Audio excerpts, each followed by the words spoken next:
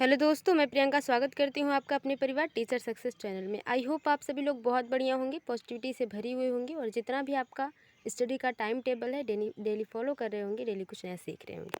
तो जैसा कि आप लोगों ने थंबनेल में देखा कि आज हम लोग सी-टेट के हिंदी सब्जेक्ट के बारे में बात करेंगे और वो जो है हिंदी पेडागोगी के बारे में मेनली जो क्वेश्चंस होंगे वो हिंदी पेडागोगी से रिलेटेड होंगे और जो क्वेश्चन की संख्या यानी कि टॉप 30 प्रश्नों के बारे में हम बात करेंगे। कम समय में ज़्यादा प्रश्नों को व्याख्या के साथ, जहाँ व्याख्या की ज़रूरत होगी, नीड होगी, वहाँ पे हम व्याख्याएं भी करेंगे। और महत्वपूर्ण प्रश्नों की श्रृंखला इसलिए है क्योंकि आप जानते हैं किसी भी एग्ज़ाम को क्रैक करने के लिए प्रीवियस ईयर और प्रैक्टिस सेट कितना इंपॉर्टेंट है। तो उन्हीं प्रीवियस ईयर और प्रैक्टिस सेट से संबंधित प्रश्न जो है इस हिंदी पेडागोगी में लिए गए हैं। खासकर आपको अगर आप देखेंगे तो प्रीवियस ईयर से संबंधित इससे बहुत से क्वेश्चन यानी कि 25 या 27 क्वेश्चन ऐसे हैं जो प्रीवियस ईयर क्वेश्चन से ही लिए गए हैं। एक आधा क्वेश्चन ही ऐसे होंगे जो प्रैक्टिस सेट या किसी अदर बुक से ली गई हैं। तो हिंदी में आपका आज की क्लास में आपका टॉप 30 में से स्कोर कितना रहता है कमेंट बॉक्स में ज़रूर नोट डाउन करें। और अगर आप चैनल पर नए हैं, पहली बार हमारी वीडियो से अवगत हो रहे हैं, तो चैनल को सब्सक्राइब करें और बेल आइकन को भी प्रेस कर दें ताकि आने वाली अगली वीडियो आप तक पहले पहुंचे। चलिए ज़्यादा टाइम वेस्ट नहीं करते हैं, शुरू करते हैं आज की क्लासेस को, यानी कि प्रश्न किस प्रकार के हैं उन प्रश्नों पर बातें करते हैं।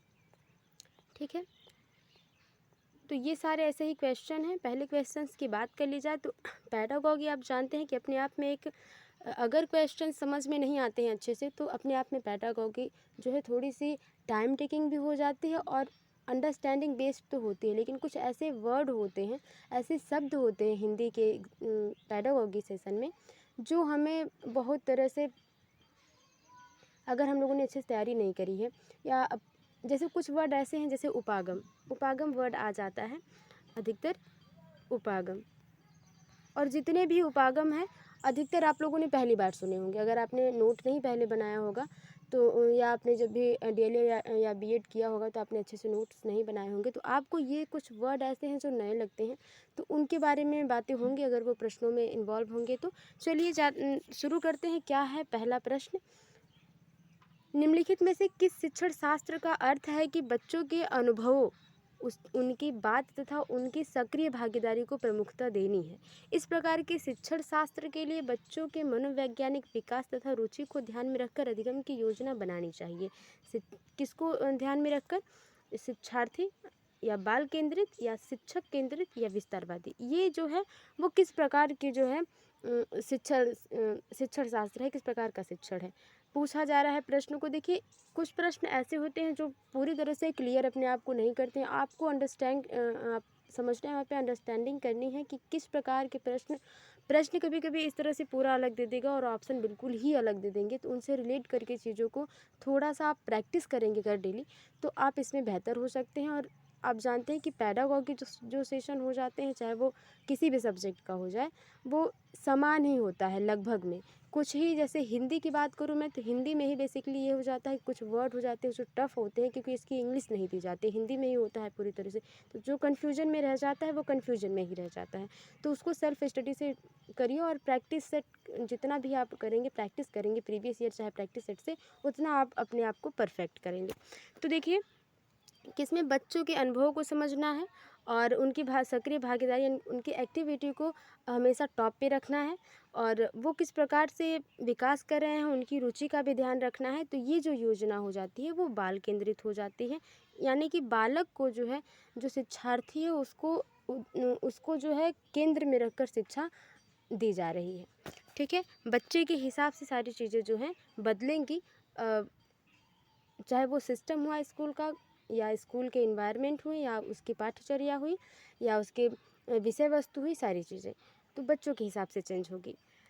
दूसरा क्वेश्चन है कि समालोचनात्मक, यानी कि किसी भी टॉपिक के ऊपर नेगेटिव और पॉजिटिव दोनों पक्षों को रखना समालोचनात्मक हो जाता है। तो समालोचनात्मक शिक्षण शास्त्र दृढ़ता में किस बात में विश्वास करता है?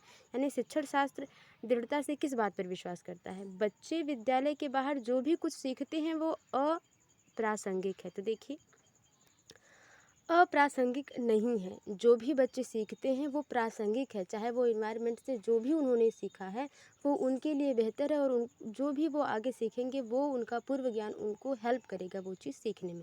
तो अप्रासंगिक तो नहीं है, ये कट गया। शिक्षार्थी के अनुभव तथा दृष्टिकोण महत्वपूर्ण है, तो ये बात पॉजिटिव है, पॉजिटिव ऑप्शन है, क्वेश्चन है, पॉजिटिव ऑप्शन सही होगा कि ये कुछ कुछ सही लग रहा है।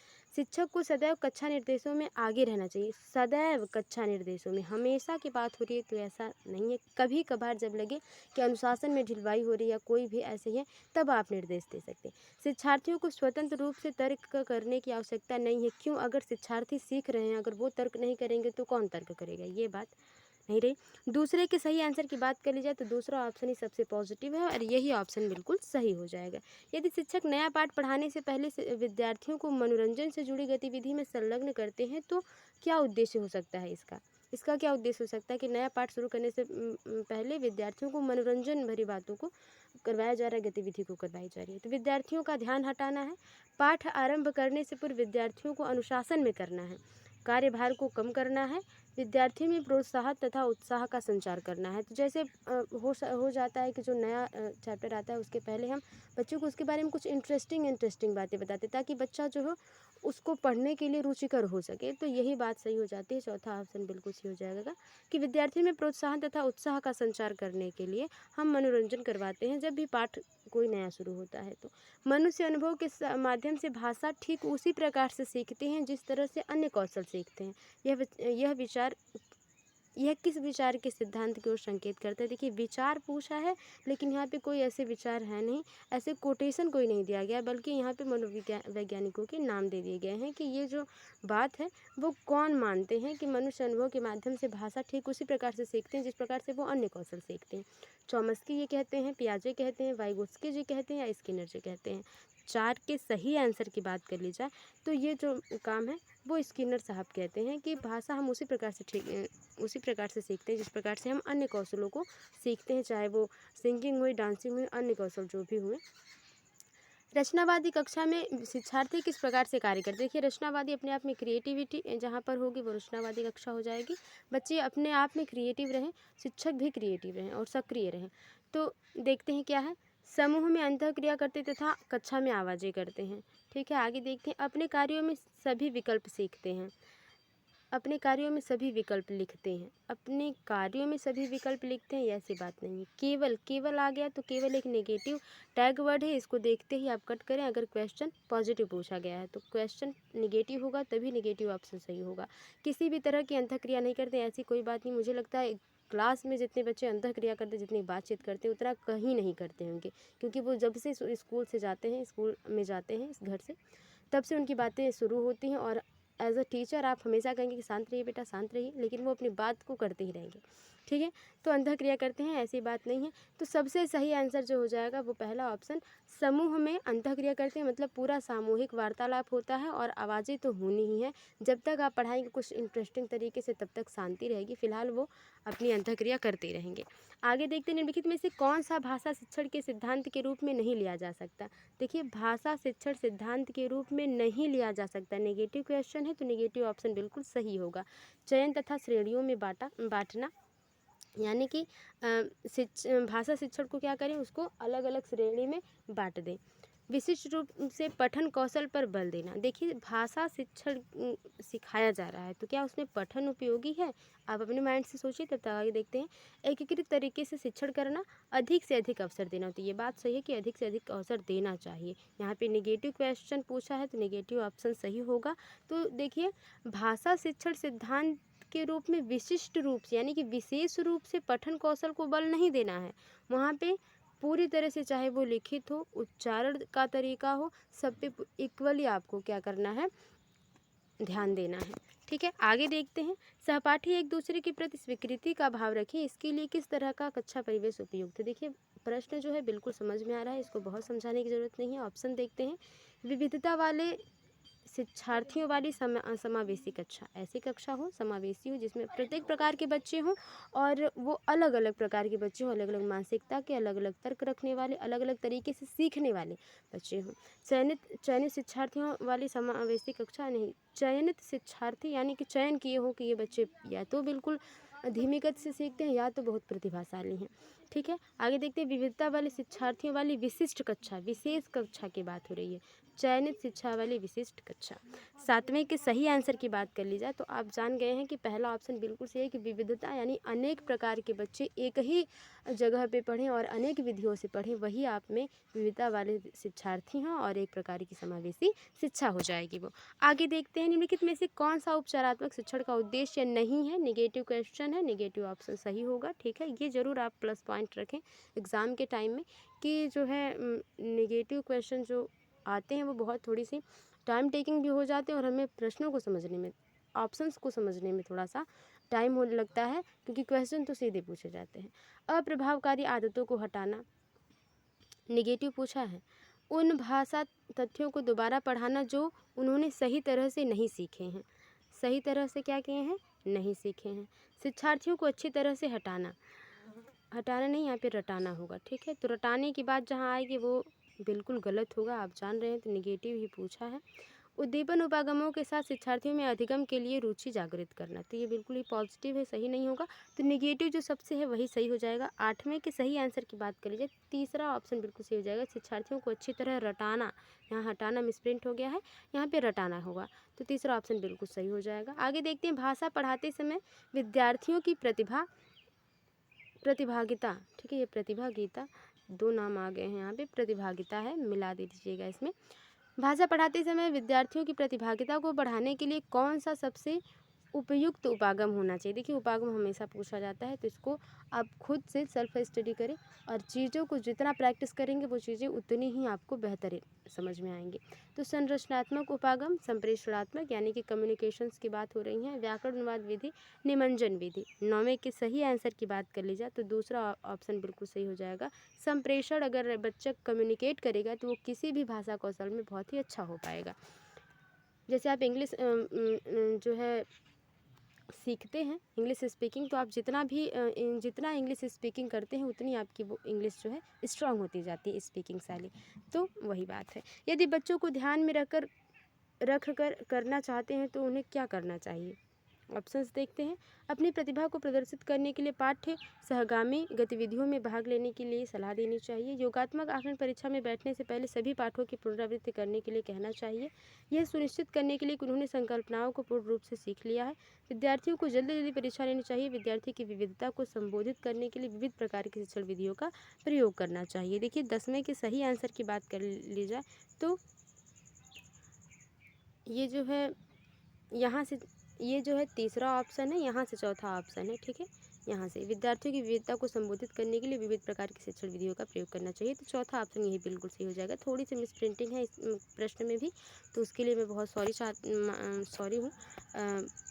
आई होप आप, ये प्रीवियस ईयर से ही संबंधित है। मैं बता दूँ अगर, तो 10 जनवरी 2022 या 9 जनवरी 2022 में, 10 जनवरी 2022 में शायद जो प्रश्न आए थे हिंदी पैडागोगी से, वहीं से ये प्रश्न लिए गए हैं। अगर आपने प्रैक्टिस की होगी तो आप पहचान गए होंगे प्रश्न। निम्नलिखित में से कौन सी भाषा की कक्षा में सबसे अधिक प्रभाविकारी शिक्षण विधि है। शुद्ध उच्चारण पर बल देना, पुस्तक की पाठ्य सामग्री को सस्वर पढ़ना, शुद्ध उच्चारण तथा भाव के साथ पढ़ने पर बल देना, शिक्षार्थियों की रुचि के विषय पर चर्चा करना तथा विषय वस्तु से संबंधित शब्द संपदा पर ध्यान देना। 11 की सही आंसर की बात कर ली जाए तो ये सीधे सीधे प्रश्न हैं, इनमें समझने की कोई ज़रूरत नहीं है, सीधे समझ में आ जाते हैं। चौथा ऑप्शन बिल्कुल सही है। शिक्षार्थियों को सीखने तथा विषय पर महारत प्राप्त करने के लिए प्रेरित किया जा सकता है बशर्ते। देखिए, ये महारत वर्ड जो है अभी एक बार एग्ज़ाम में आया, और बहुत ज़्यादा जो लोग प्रैक्टिस नहीं कर पाते हैं उनमें कुछ वर्ड ऐसे होते हैं जिनसे वो थोड़ी सी कन्फ्यूज़न में हो जाते हैं, तो क्वेश्चंस अलग तरीके से सोचने लगते हैं, ऑप्शंस अलग तरीके से हो जाते हैं। तो महारत यानी कि उसमें पूरी तरह से बेस्ट हो जाना, किसी भी चीज़ को सीख रहे हैं तो उसमें पूरी तरह से बढ़िया लेवल तक आप अच्छे से उसको सीख जाएं, वही है महारत। तो बशर्ते बच्चों को क्या करना चाहिए, बच्चे जानते हों कि परीक्षा में विषय वस्तु के प्रति उनकी समझ के लिए उनकी परीक्षा ली जाएगी। ठीक है, उन्हें विश्वास हो कि जो काम भी वो कर रहे हैं वह रोचक है तथा उनके स्वयं और शिक्षक के जीवन से संबंधित होना जरूरी नहीं है। उन्हें इस बात का पूर्वाभास हो कि उन्हें निर्देशात्मक उद्देश्यों की उपलब्धि के लिए सकारात्मक पुनर्बलन मिलेगा। इस बात को महसूस करती हूँ कि इस तरह के कार्य में वे अपने सहपाठी से बेहतर निष्पादन, देखिए कंपटीशन की बात जहाँ होगी वो गलत हो जाएगा। तो देखिए ये ऑप्शन बिल्कुल, दो ऑप्शन पूरी तरह से पॉजिटिव है, लेकिन सबसे पॉजिटिव ऑप्शन वो तीसरा हो जाएगा। उन्हें इस बात का आभास हो पहले से कि जो भी उन्हें निर्देश दिए जा रहे हैं, जो भी आज वो काम कर रहे हैं, फ्यूचर में उनके लिए बहुत ही अच्छा रिजल्ट होने वाला है। यानी कि अगर आप जो वो मेहनत से जो भी पढ़ रहे हैं आगे चल के उन्हें काम देने वाला है। तो तीसरा ऑप्शन बिल्कुल सही हो जाएगा, पुनर्बलन मिलेगा उन्हें, सकारात्मक पुनर्बलन। आगे देखिए, निम्नलिखित में से कौन सी युक्ति विद्यार्थियों को अच्छा भाषण देने का प्रशिक्षण देने के लिए इस्तेमाल नहीं किए जा सकते? नहीं, निगेटिव क्वेश्चन, निगेटिव ऑप्शन देखते हैं। जो निगेटिव ऑप्शन होगा वही सही होगा। शुद्ध उच्चारण का प्रदर्शन करके दिखाना, जीवा तथा होठों की सही स्थिति का अभ्यास कराना, शिक्षार्थियों को जीवन की वास्तविक स्थितियों पर बोलने के अवसर उपलब्ध कराना, शिक्षार्थियों की 1 मिनट के लिए बोलने का अवसर देना ताकि आप उसकी त्रुटियों का निदान कर सकें। क्या है, अच्छा भाषण देने के प्रशिक्षण की बात की जा रही है, उसमें क्या नहीं इस्तेमाल किया जा सकता। 13 के सही आंसर की बात कर ली जाए तो जो उनके शिक्षार्थियों को जीवन की वास्तविक स्थितियों पर बोलने के अवसर उपलब्ध कराना, यानी कि जो उनकी निजी लाइफ में चल रहा है उस पे अगर वो बोलेंगे तो ये ज़रूरी नहीं है वो बच्चा भाषण दे रहा है। अच्छा भाषण देने के प्रशिक्षण के लिए उनकी निजी वास्तविक स्थितियों पर बोलने का अवसर देने का कोई मतलब नहीं है। तीसरा ऑप्शन बिल्कुल सही हो जाएगा। भाषा कौशल के उप कौशल हैं कितने? 2, 4, 5, 3। तो 14 के सही आंसर की बात कर लीजिए। सबसे आसान प्रश्न है पहला, 2। कौन कौन से हैं अगर आपको पता है तो कमेंट बॉक्स में जरूर नोट डाउन करें, और आपको पता ही होगा क्योंकि बहुत ही बेसिक प्रश्न है। बोधगम्य में निवेशों का विचार सर्वप्रथम किसके द्वारा दिया गया? ये भी देखिए, स्टीफन क्रैसन, नाम चॉम्स्की, BF स्किनर, लैरी सैलिंगर। सही ऑप्शन की बात कर लीजिए 15 की, तो पहला ऑप्शन बिल्कुल सही है, स्टीफन क्रैसन। आपने इनके बारे में बहुत बार पढ़ा होगा। विकास में महत्वपूर्ण अवधि की पहचान, ठीक है, अवधि की पहचान की जा सकती है। अधिगम तथा अनुभव के विकास के लिए विशिष्ट आयु महत्वपूर्ण है, यानी कि जब आप कुछ सीख रहे हैं तो उसके लिए आप एक अच्छे आयु वर्ग में हों, यानी कि अगर आप 5 वर्ष के हैं तो उसके अकॉर्डिंग आपको नई नई चीज़ें अधिगम कराई जा सकती हैं। ठीक है, आगे देखते हैं। विकास की एक विशिष्ट अवधि के दौरान हुए अनुभव का अधिगम पर बहुत बड़ा प्रभाव होता है। अधिगम के दौरान चुनौतीपूर्ण अनुभव का विकास पर गहरा प्रभाव पड़ता है, यानी कि जो आपको चुनौती दें कि आप ये कर सकते हैं, नहीं कर सकते हैं। अगर आपने कहा कि हाँ मैं कर लूँगा, किसी ने कहा नहीं आप नहीं कर सकते हैं, तो आप में एक जो है चुनौतीपूर्ण भावना आएगी, तो आप उसको करके दिखाएंगे और पॉजिटिव तरीके से करके दिखाएंगे। अगला देखते हैं। अधिगम तथा विकास के लिए अनुभव की अपेक्षा विशिष्ट अवधि महत्वपूर्ण है। 16 के सही आंसर की बात कर ली जाए तो दूसरा ऑप्शन बिल्कुल सही हो जाएगा। विकास की एक विशिष्ट अवधि के दौरान हुए अनुभव का अधिगम पर बहुत बड़ा प्रभाव होता है। जैसे कि अगर आप 5 में हैं तब आप 5 में हैं, यानी कि 5 ईयर्स ओल्ड हैं, अगर आप 5 साल के हैं तो आप जो है अगर सेकेंड में पढ़ रहे हैं, या सेकेंड में कहाँ से पढ़ेंगे उस टाइम, तो आप या तो यूकेजी या फर्स्ट में होंगे, तो क्या यूकेजी में होंगे तो आपको उसी के लेवल से पढ़ाया जाएगा ना, आपको पहले स्वर व्यंजन ही पढ़ाया जाएंगे। ऐसे थोड़ी है कि हम लोग आपको बस टीचर आपको बस आ की मात्रा, ऊ की मात्रा, या आपको सीधे हिंदी पढ़ना सिखा देंगे, तो वही बात हो रही है। आगे देखते हैं। माँ के द्वारा शिशु को बोली जाने वाली दुलार की भाषा को किस रूप में बेहतर जान सकते हैं?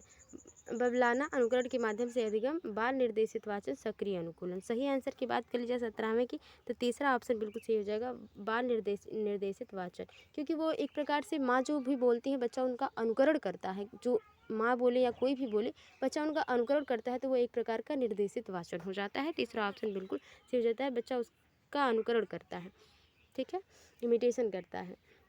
भाषा की कक्षा में शिक्षार्थी काबुलीवाला की कहानी पढ़ते हैं, ठीक है, पढ़ते हैं। बाद में उन्हें कहानी के कुछ दृश्यों की पृष्ठभूमि से संबंधित चित्रात्मक सामग्री व संक्षिप्त वर्णन दिया जाता है। चित्रों में वर्णित या 2 दृश्यों का कुछ शिक्षार्थियों द्वारा अभिनय किया जाता है। शिक्षार्थी अभिनय किए गए दृश्यों को देखते हैं। यह प्रक्रिया क्या कहलाती है? यानी कि काबुलीवाला उन्होंने पढ़ा, ठीक है, काबुलीवाला आप लोगों ने ज़रूर पढ़ा होगा, अगर आपने गवर्नमेंट स्कूलों में पढ़े होंगे, बुक्स पढ़ी होंगी, कहानी के माध्यम से भी हम लोग पढ़ते हैं। तो काबुलीवाला वो कहानी पढ़ते हैं, उसके बाद उसके बारे में अभिनय करते हैं, वो क्या हो जाएगा? अवलोकन हो जाएगा, संदर्भीकरण हो जाएगा, संज्ञानात्मक उपागम या सहयोग हो जाएगा। सही आंसर की बात कर लीजिए तो 18 का जो सही आंसर हो जाएगा वो क्या है? अवलोकन हम लोग करेंगे, उसको देखेंगे, अवलोकन करेंगे, उसमें क्या सीख मिल रही है उसको हम जानेंगे, तो अवलोकन करेंगे। वह कौन सा प्रशिक्षण है जिसके द्वारा किसी विशिष्ट कार्य के संबंध में विद्यार्थियों की उपलब्धियों का मापन किया जाता है वह कार्य जिसमें विद्यार्थी को बेहतर प्रदर्शन करने की ज़रूरत है। निपुणता परीक्षण, उत्पादक परीक्षण, व्यक्तिपरक परीक्षण या वस्तुनिष्ठ परीक्षण। 19 के सही आंसर की बात कर ली जाए तो निपुणता परीक्षण यानी कि बच्चा कितना सीख लिया है और उसे कितना सिखाने की ज़रूरत है, इसका मापन किया जाता है और बच्चा बेहतर कर पाए अपने जो सीख रहा है बच्चा, उसके लिए निपुणता परीक्षण लिया जाता है। अगला क्वेश्चन देखते हैं। 20वां की प्राथमिक स्तर के विद्यार्थियों के पठन अवबोधन का मूल्यांकन करने के लिए शिक्षक ने कहा। पठन अवबोधन का मूल्यांकन कि बच्चा पढ़ने में किस प्रकार का है, तो शिक्षक ने कहा विद्यार्थियों को कहानी को अपने शब्दों में दोहराओ, सुनाओ या कहानी के मुख्य बिंदु बताओ।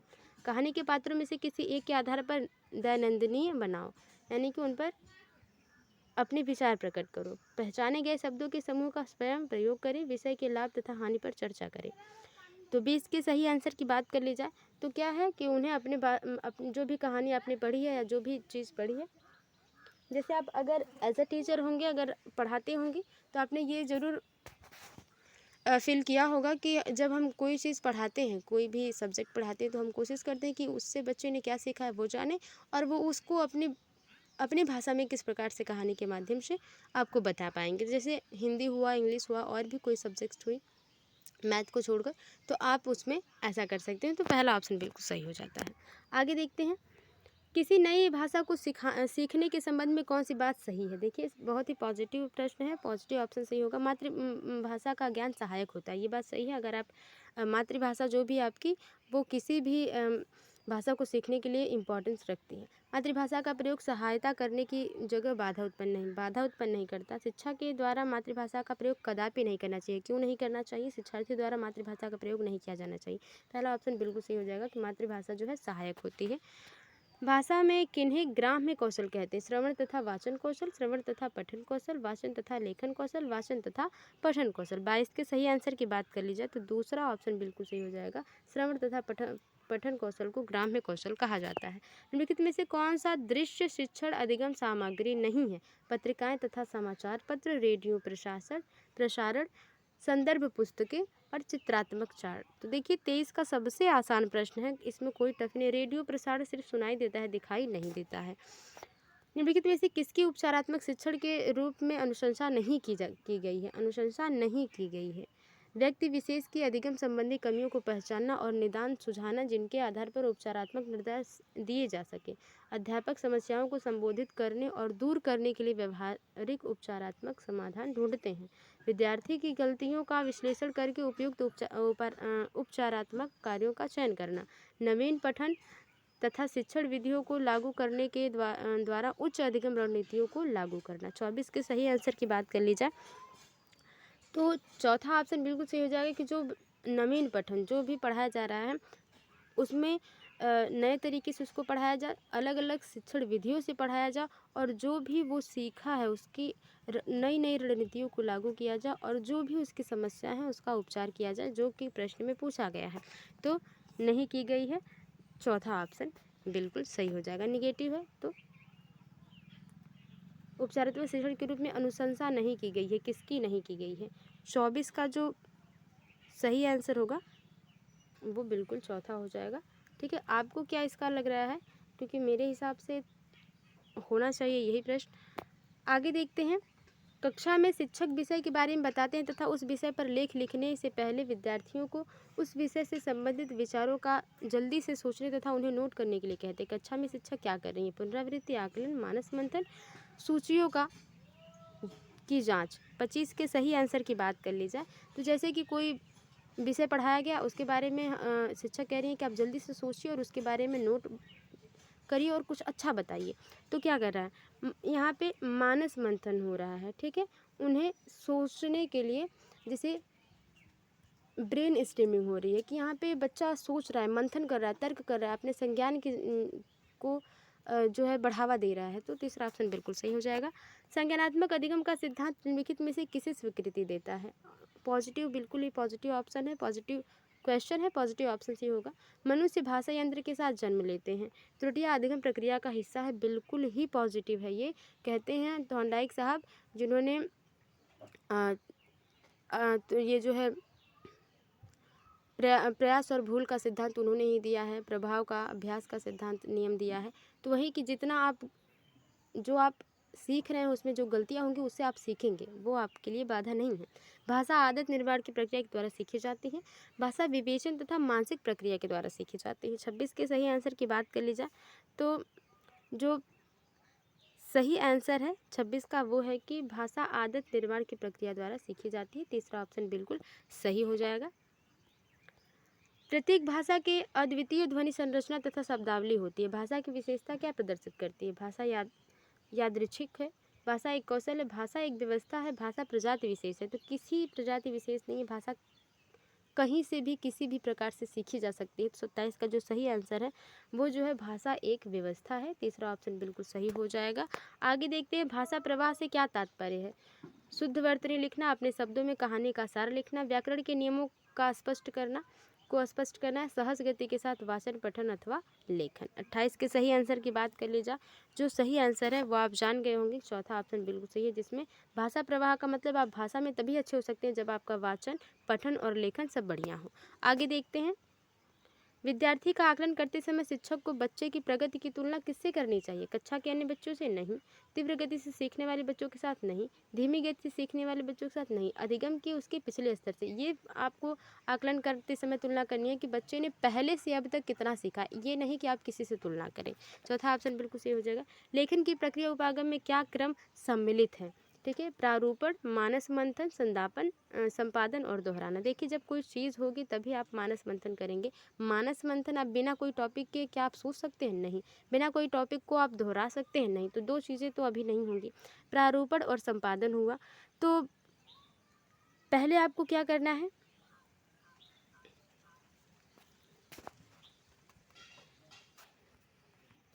अब देखिए यहाँ पे आपको एक चीज़ जो ध्यान रखनी है वो ये कि प्रश्न में पूछा क्या जा रहा है। कभी कभी हड़बड़ी में ऐसा हो जाता है। देखिए, मुझे भी खुद अभी कन्फ्यूजन हुआ। यहाँ पे लेखन की प्रक्रिया उपागम पूछा जा रहा है, ठीक है, और मैं अभी भी जो एग्जाम्पल बताई हूँ वो आपके पठन उपागम की बात की हूँ। तो यहाँ पे जब किसी भी चीज़ के बारे में आपको लिखना है तो सबसे पहले आपको मानस मंथन करना है, यानी कि उसके बारे में सोचना पड़ेगा। उसके बाद आपको प्रारूपण तैयार करना है कि किस प्रकार से, किस शैली में मुझे लिखना है। उसके बाद आप क्या संपादित कर रहे हैं, किस तरह से लिख रहे हैं। उसके बाद आपको दोहराना है कि आपने कहीं त्रुटि तो नहीं की, यानी कि दूसरा, उसके बाद पहला, उसके बाद तीसरा और चौथा, यानी कि दूसरा ऑप्शन बिल्कुल सही हो जाएगा। ये थे टॉप 30 प्रश्न। आई होप आपको समझ में आए होंगे। वीडियो थोड़ी सी भी हेल्पफुल लगी है, वीडियो को लाइक करें, शेयर करें, कमेंट बॉक्स में बताएं आपका स्कोर कितना रहा। मिलते हैं आपसे अगली वीडियो में, तब तक के लिए bye bye, take care, be positive, be motivated. धन्यवाद।